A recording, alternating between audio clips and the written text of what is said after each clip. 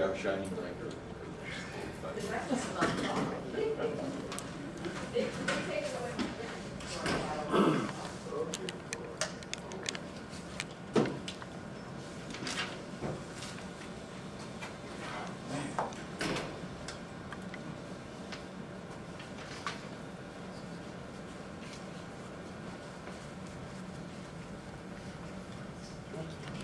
Excuse me. Marick, did you Marick? Thank you. I don't take notes because of my vision. That's fine. Kind of remind me if I tend to go offline. No.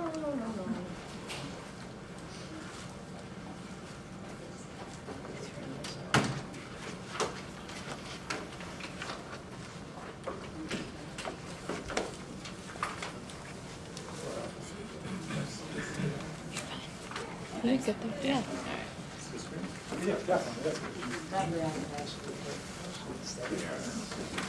This being a collective bargaining. The idea that Let me negotiate that. Mr. Helper, thank you. I find myself when I did not take my notes, they move on. Hi, Gil, how you doing? Fine, thank you. Yeah, Mr. Gentleman, we'll Am I coming in your way? begin now so that we can have the maximum amount of time for this important talk. It's my pleasure to introduce to you Professor Marick F. Matters, who is currently Director of Labor at Wayne State University, where he is a Professor of Business and Adjunct Professor of Political Science.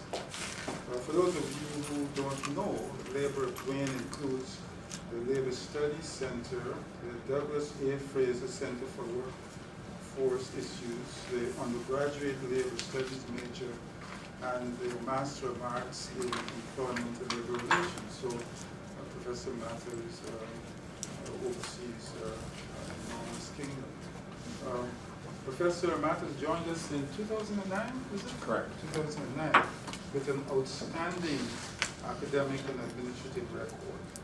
He received his PhD in Labor and Industrial Studies at the University of Illinois in 1983, and served on the faculty of the Department of Management at Texas A&M University from 1982 to 1986. He also served on the faculty of the Katz Graduate School of Business, University of Pittsburgh, from 1986 to 2009, where he was a professor, director of MBA programs, and associate dean. So he came here highly qualified for the position he holds.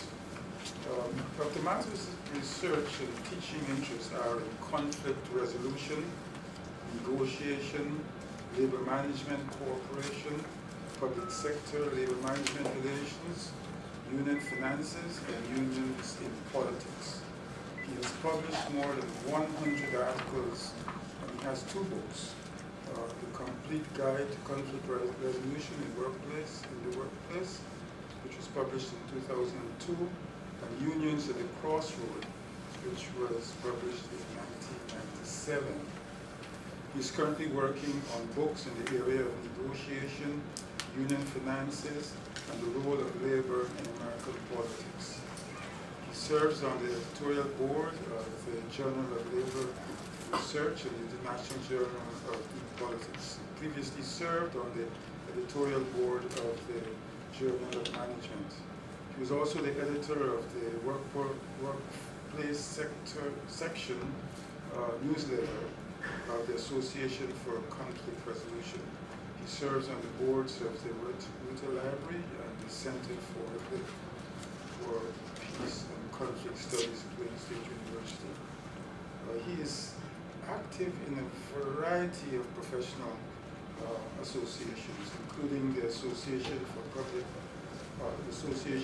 Conflict Resolution, where he was on the Workforce Section Leadership Council and the Labor and Employment Relations Association, where he is co-chair of the Federal Public Sector Industry Constitutional Council.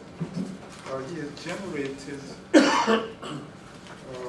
research grants and contracts and developed customized executive education programs for several organizations. He has won teaching awards and has been recognized for his public service. He has conducted a major study on federal sector labor management partnerships for former President Clinton's National Partnership Council. He's a frequent speaker, op-ed columnist, and a widely interviewed person in the print and electronic media. He's a senior partner in AIM Consultants, a management consulting firm with offices in New London, Connecticut, and has consulted with numerous corporations, non-profits, and public sector organizations. He is also a former candidate for the U.S. Congress in the former 18th Congressional District in Pennsylvania. I have severely abbreviated his bio so that but I think I've told you enough to indicate that we have in our presence an extremely qualified academic who is also a talented manager.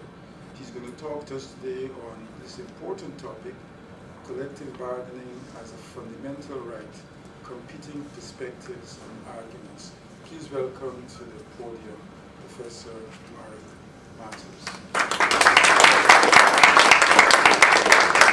Good afternoon. Thank you, Walter. It's a pleasure to be here on behalf of the Humanities Center. And Walter embellished my record a little bit and stretched the truth, but I'm pleased nonetheless to be here today. And I want this to be an informal talk. I have prepared some remarks, and you do have before you the slides that I'll present.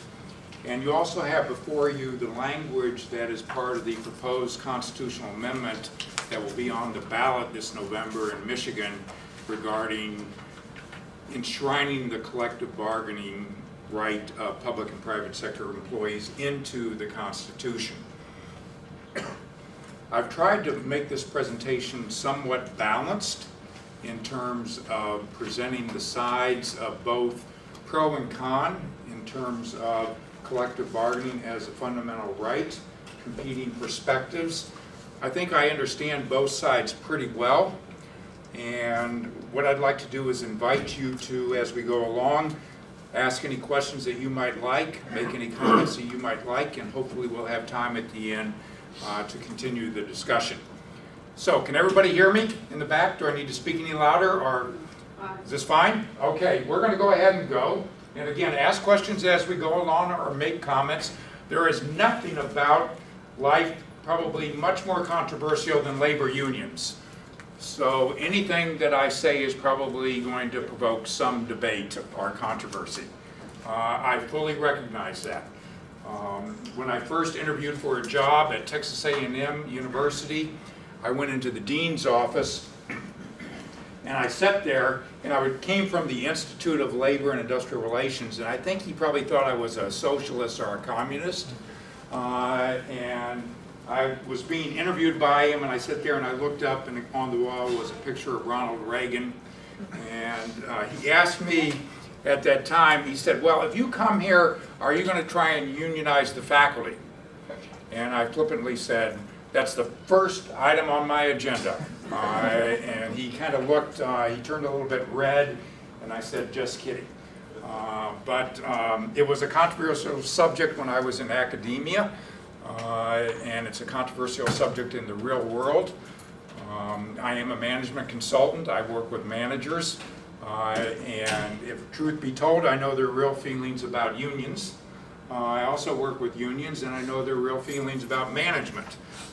So hopefully we'll find an opportunity to have some sort of a common dialogue about this controversial topic.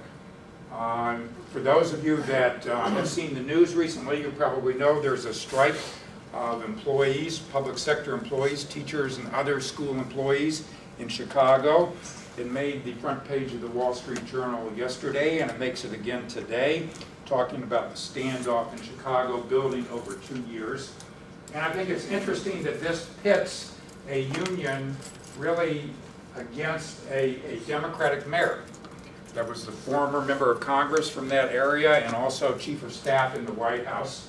And I thought you might find their comments interesting as reported yesterday in the Wall Street Journal, with union officials quoted as saying that they intend to fight for dignity and respect for the contract we deserve.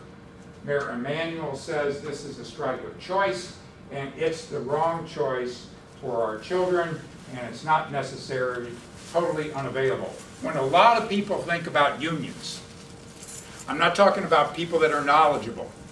I'm talking about you go on the street and talk to your everyday citizen and you talk about unions, what do you think comes to mind? Anybody want to venture a guess? Greedy. Greedy? What else? Union bosses. Union bosses. Corruption. Corruption.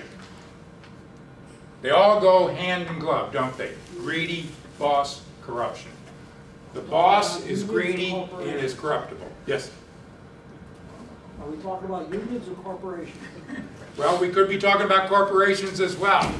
I mean, all you have to do is look at the recent news media articles, and you can go and list corporation after corporation of misfeasance, malfeasance, outright irresponsibility, whether it's legal or illegal. And so there's no doubt about that. But they are very controversial. When a lot of people, what I was really driving at, when a lot of people think about unions, they think about strikes. And they think about public sector strikes. And it creates a great deal of angst in the community. Today's talk, I want to talk about the two faces of unionism, the decline in unionization, why the decline matters, the right to unionize and bargain collectively, perhaps a civil rights proposal to apply civil rights protections to union organizing. I want to talk about union security versus right to work, and unions in politics, competing views. You can sort of view this as a little bit of a funnel. There are different views about unions. You can go to the Cato Institute, the Heritage Foundation, the National Right to Work Committee, and you can pile up a large volume of documents and add to that things from the Mackinac Center, the Allegheny County Public Policy Institute in Pennsylvania, and they'll give you the anti-union pitch. And then you can go for the Center for Economic and Policy Research, the American Rights at Work Organization, the AFL-CIO, and other entities, and Center for American Progress, and you can find the pro-union literature equally voluminous.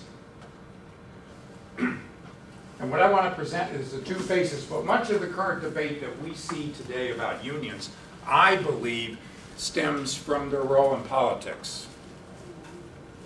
It's the perception that they have too much money to spend, and therefore you need to choke their ability to raise money, and that means go after the union shop, agency shops, dues checkoffs, any form of union security. And one of the euphemisms that is proffered to do that is right to work. Another euphemism that's proffered to do that is worker paycheck protection. And they are seen plentifully across the state legislatures, as also in the Congress. So the two faces of unionism, are any of you familiar with the work that Richard Freeman and James Medoff did? I knew you would be, Amy. About 25 years ago, called The Two Faces of Unionism. Have you heard of that work? That basically, hi, how you doing, Dave? That view basically presented the monopoly view and the collective voice, the institutional response view of unions. Two competing views. And I think this summarized the debate nicely. They actually have a debate without resorting to tactics of suppression of free speech to discuss the pros and cons of unions. But the monopoly view is expressed by this, and this is, you might say this is sort of the anti-union view. Unions raise wages above competitive levels. Unions increase income equality by raising wages of skilled workers. Unions discriminate in rationing positions, that is through hiring halls, etc. You have to hire union members. Union work rules decrease productivity. Unions seek special interest protections through politics. And it's sort of epitomized by the picture of George Meany, the union boss. He looks like the classic union boss, doesn't he? Puffing on a cigar, kind of looks curmudgeon-y, if there's such a word. And that's the view that is very popularly expressed about unions. Whether you like it or not, believe it or not, it is held. And I can tell you, about 4 years ago, I participated in a debate, a plenary debate in the Labor and Employment Relations Association in New Orleans. And we had a side saying, the role of the public sector good, the role of the public sector bad. I was asked to be on the bad side with a couple of other individuals, one of whom happened to be the former president of a public sector union. And at that time I can remember saying, you know, you need to be very careful and realize this fact. There are many people outside of this convention hall that do not believe that unions have a legitimate role to play in society. They do not believe, particularly in the public sector, that employees should have the right to unionize, they should have the right to bargain collectively. And that is a pretty extreme position, but it's held by many. And I was resoundingly criticized by the group for saying that. You attacked the third rail of politics here. I said, no, I think I'm just trying to convey a message that indeed the threat is very, very legitimate. It's real, is expressed on the outside. You know, when I ran for Congress, you know, I didn't get the nomination, but I got to sit in for the person who did get the nomination and debate Rick Santorum twice. If anybody has any doubts about his sympathy for unions or his sympathy for public sector workers, let me put them aside. Rest assured, he has no sympathy. He talks about union bosses, he talks about corruptions, he talks about making them way too much money and not doing what's in the workers' interest, and that we'd be better off without them. And that view is held by many, many of his supporters and others. And it's a view that has to be debated and communicated with in a very, very effective manner. I would say right now at this point in time, unions have lost the debate as to their legitimacy. They need to win the philosophical debate. That's a big hurdle. The collective view is sort of the pro-union view. And, you know, to submit where my biases are, this is my bias. With a disclaimer that I'm not speaking on behalf of Wayne State University, in case this goes to the Mackinac Center. This view is that unions raise productivity by reducing quit rates, etc., increasing training, communicating with management. Unions reduce economic inequality through standard rate policies. Unions raise wages of lower income and disadvantaged, and unions increase political participation. Indeed, they provide the only collective representation rights of workers as workers. There's really no other set of organizations that do that in the political dynamic. Now, you're all familiar with this. You've seen these numbers probably many times before. In 1950, over 31% of the non-agricultural workforce was unionized. You can